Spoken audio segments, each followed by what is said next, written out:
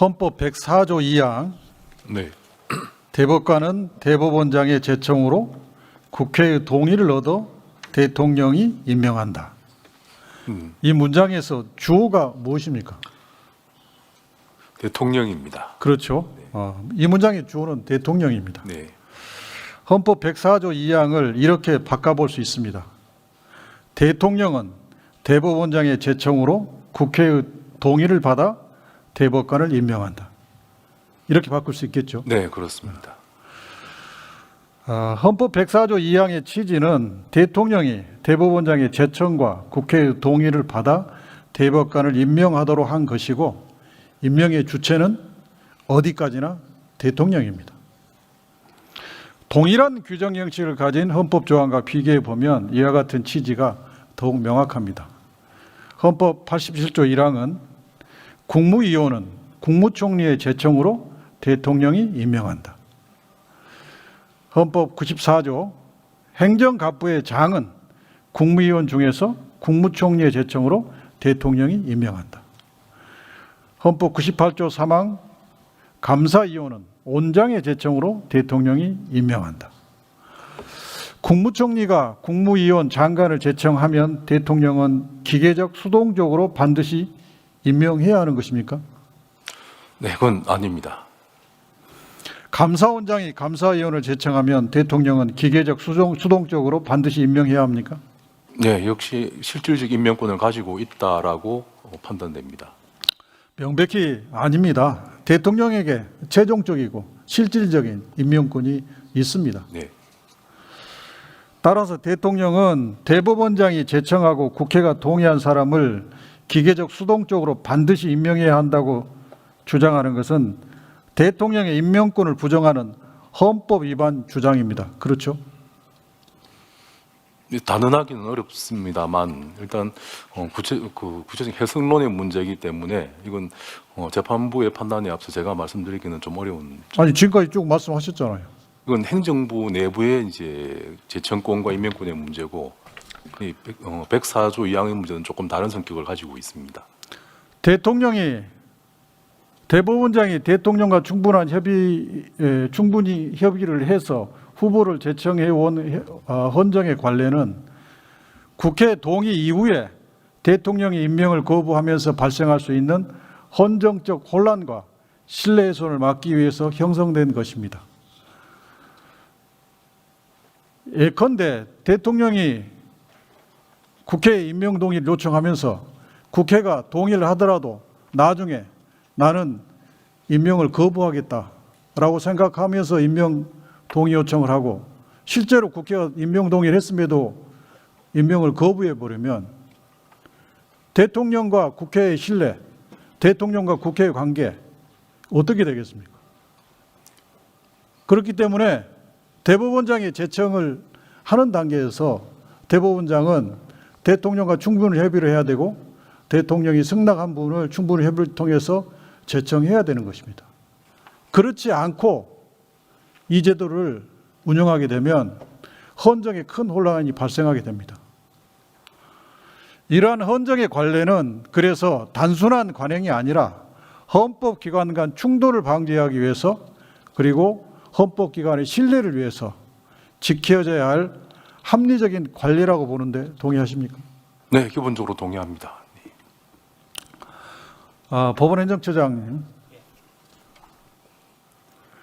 법원행정처장님은 후보추천위원회가 추천한 김민기, 박순영, 손봉기, 윤성식 후보에게 연락해서 추천 절차를 다시 진행하는 방안을 타진한 적이 있죠. 아이디어를 차원에서 의견을 물어본 적이 있습니다. 법원조직법은 대법원장이 후보추천위원회의 추천을 존중하도록 하고 있습니다. 이것은 대법원장의 제청권을 견제하기 위한 제도입니다. 법원행정처장께서 대법원장의 지시는 없었고 폐기된 방안이라고 방금 아이디어 차원이라고 말씀하셨는데 그렇게 해명했지만 법정 절차로 추천된 후보들을 상대로 추천 절차를 재진행하려 한 것 자체가 후보추천위원회를 사실상 형해화하려는 것 아닙니까? 그렇게 생각하시는 분도 있다는 거 알고 있습니다. 법원행정처장은 대법원의 인사를 책임지는 장이신데 이분이 이미 후보 추천위원회 추천을 하는 후보들을 상대로 후보의 지위를 해제하고 다시 후보 추천을 밟는 게 어떠느냐 하는 취지의 말을 했다면 직권남용 성립 우려가 있는 거 아닌가요? 저는 그렇게 생각하지 않습니다. 후보 추천의 추천은 흔들고 대통령과 사전 협의는 건너뛴다면 대법관 인선 절차에 신뢰를 어떻게 지킬 수 있겠습니까?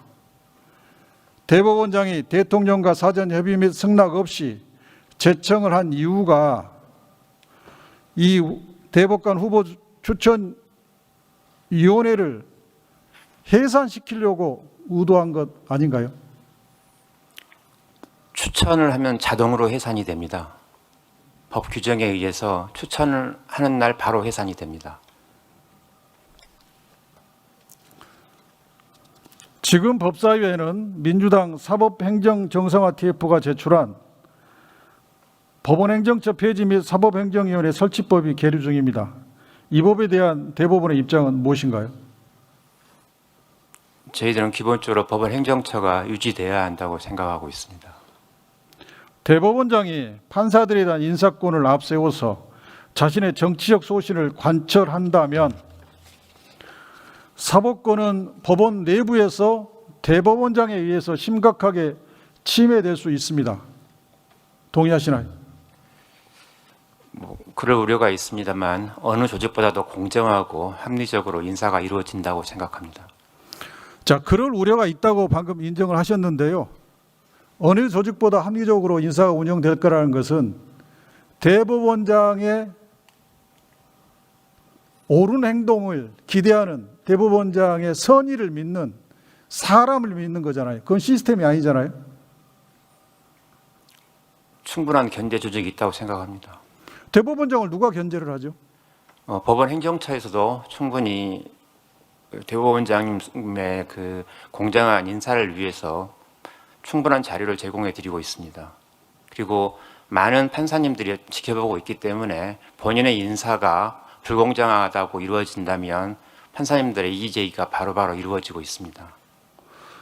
제가 볼 때는 25년 5월 1일 날 대법원에 저희 민주당은 사법구 대타가 발생했다고 보는 그날, 또 최근에 대통령과 충분한 협의 없이 서면으로 제청권을 행사해서 사실상 법원을 매우 힘들게 하는 이런 상황에서 법관들이 집단적 의사표시를 하지 않고 있습니다.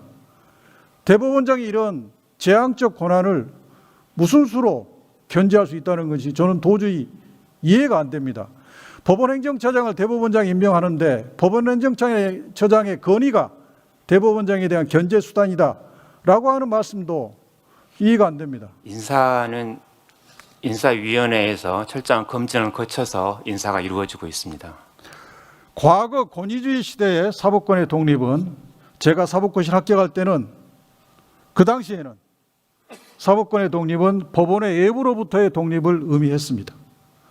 그러나 현재는 법원 내부에서 대법원장의 인사권으로부터 재판의 독립을 지키는 것이 매우 중요해졌습니다. 동의하시나요? 법관의 독립에 인사권의 독립도 포함되어 있다고 생각합니다. 법관의 독립에 인사권의 독립이 포함되어 있다고 하시는데 그걸 분리해서 법관의 독립이 대법원장 인사권으로부터 침해받는 것이 논리적으로 불가능합니까? 논리적으로야 불가능하지는 않지만 현재 시스템하에서는 대법원장님의 인사권은 이렇게 전행되지 양승태 대법원장실에 사법농단이 발생한 게 바로 개개 재판장의 재판권이 대법원장의 인사권에 의해서 재판 간섭을 받은 사례 아닌가요? 이런 논리적 우려가 있기 때문에 제도 개선이 필요한 거 아니에요? 지금 현재 인사 시스템은 굉장히 공정하게 이루어진다고 생각합니다.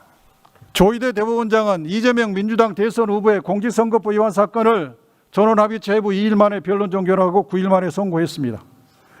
이에 대해서 반대 의견을 낸 이흉구 오경미 대법관은 그 대법원 25년 5월 1일자 판결문 70쪽 19줄부터 76쪽 2줄까지 총 5쪽 5줄 분량을 할애해가지고 이 재판의 심리가 충분하지 못했다는 사실을 판결문에 쓸 수 없는 매우 이례적인 문구를 동원해서 강력하게 항의했습니다.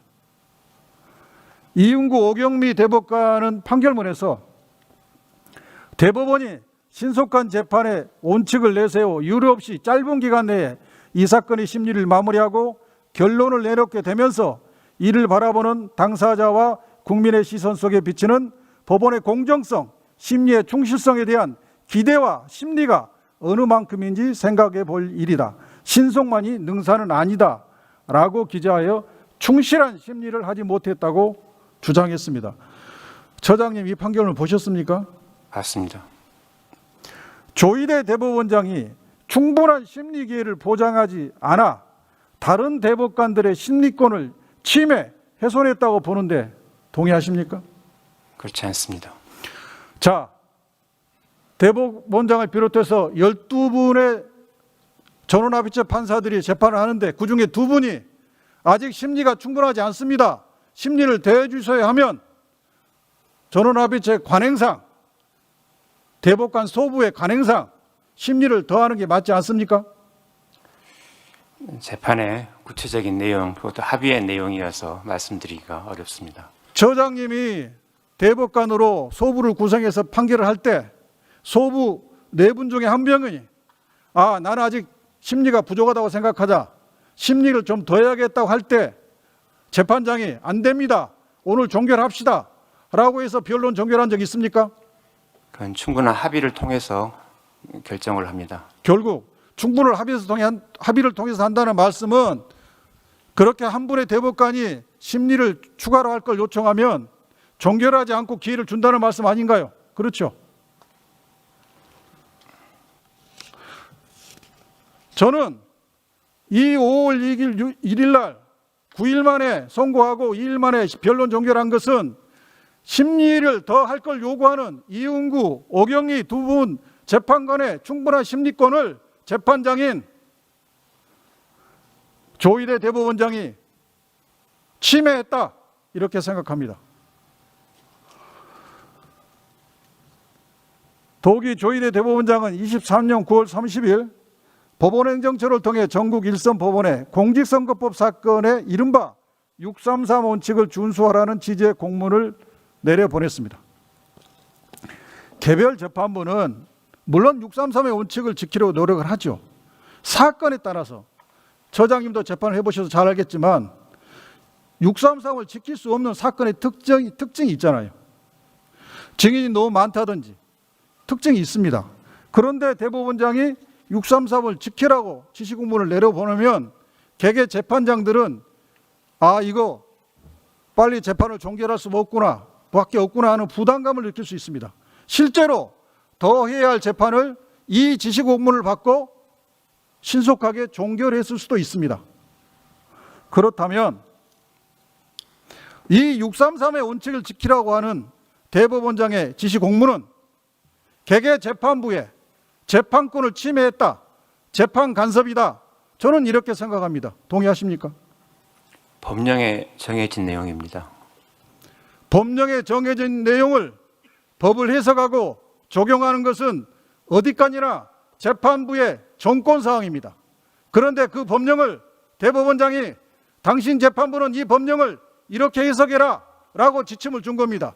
이것이 재판 관여가 아니고 재판 간섭이 아니면 뭡니까? 대답해 보세요. 법령을 준수하라는 뜻으로 보입니다. 법령을 준수하라는 외관을 가지고 이재명 민주당 대표의 선거법 사건을 신속히 종결하라 라는 지시를 사실상 한 거 아닙니까?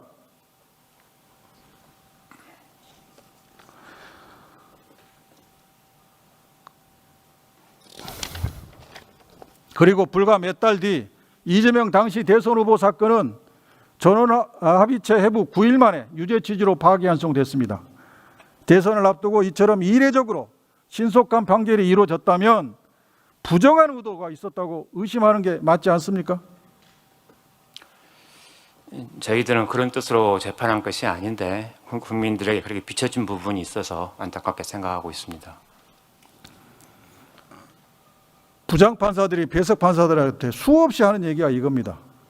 재판의 공정은 실체적으로도 공정해야 하지만 재판의 외곽도 공정하게 보여야 된다.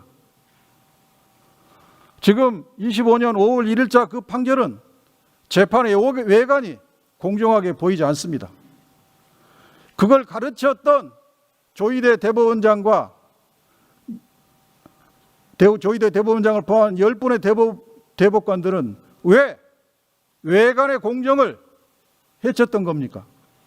재판에 참여하셨으니까 대답 좀 해보세요. 저희들은 법령에 따라 재판을 하였을 뿐인데 그것이 결과적으로 그렇게 국민들 중에 일부에는 이렇게 그런 식으로 인식이 되고 있어서 송구하게 생각하고 있습니다. 조희대 대법원장의 24년 9월 30일 재판 간섭 지시, 25년 5월 1일 대법관의 심리권을 침해하고 대선에 개입한 대법원의 파기환송 판결은 뭔가 그것이 수사든 재판이든 법의 심판을 받아서 이게 법을 위반했는지 여부를 한번 가려야 된다고 생각하는데 어떻게 생각하십니까? 거기에 대해서는 제가 특별히 드릴 말이 없는 것 같습니다.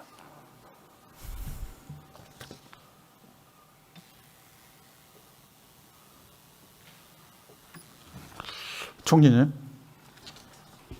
네, 의원님.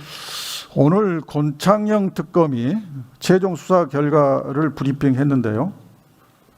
수원지검의 대북송금 사건 수사와 관련해서 검사들이 주장하는 바와 같이 증거, 법리에 따라 수사를 개시한 게 아니다. 그렇게 밝혔습니다. 그리고 특검은 중요한 단서를 포착해서 수사를 개시해 증거를 수집하려고 했으나 법원이 대북송금 기록 영장을 특검은 수사권이 없다는 그런 이유로 2번이나 기각해서 수사를 중단했다라고 설명했습니다.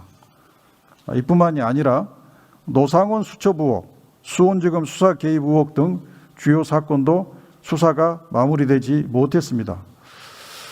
그래서 권 특검은 추가 수사를 위해서 특별수사본부를 설치하고 이를 상설 조직으로 운영해 장기간 체계적으로 수사할 필요가 있다고 제안했습니다. 총리님, 자녀 사건을 수사할 특별수사본부를 이 권 특검의 제안대로 구성할 의향이 있으신가요? 네, 특검에서 그렇게 판단했다면 긍정적으로 검토할 필요가 있다고 생각합니다. 예. 내란은 헌법을 유린하고 헌정 질서를 무너뜨리는 반역행위입니다. 헌법을 수호할 책무가 있는 최고위 국가 공무원은 내란이 발생하는 순간 헌법 질서를 지켜야 할 의무가 있습니다. 동의하십니까? 그렇습니다. 내란이 발생한 순간 최고위 국가공무원은 내란에 저항할 것인지 아니면 동조할 것인지를 선택해야 됩니다. 최고위 국가공무원에게 중립지대라는 있을 수 없다고 저는 생각합니다. 동의하십니까? 네, 더구나 12.3 내란은 전시, 사변 또는 이에 준하는 국가 비상사태가 아닌 평시에 자행되었습니다. 위법한 비상계엄이라는 점이 명백하지 않습니까? 네, 그렇습니다. 그렇다면 권창영 특검은 심의정, 신용해, 김명수 등에게 방금 제가 말한 이런 취지의 잣대를 적용했고 이진관 재판장도 박성재 전 법무장관에게 이러한 잣대를 적용을 해서 기소를 한 것으로 저는 판단하고 있습니다. 그래서 특별수사본부가 설치된다면 이런 잣대로 엄밀하게 내란 사건을 다시 들여다볼 필요가 있다고 생각합니다. 동의하신가요? 네, 아까 말씀드린 것처럼 특검의 판단에 따라서 추가로 살펴볼 부분이 있다고 생각합니다. 예, 이상 마치겠습니다.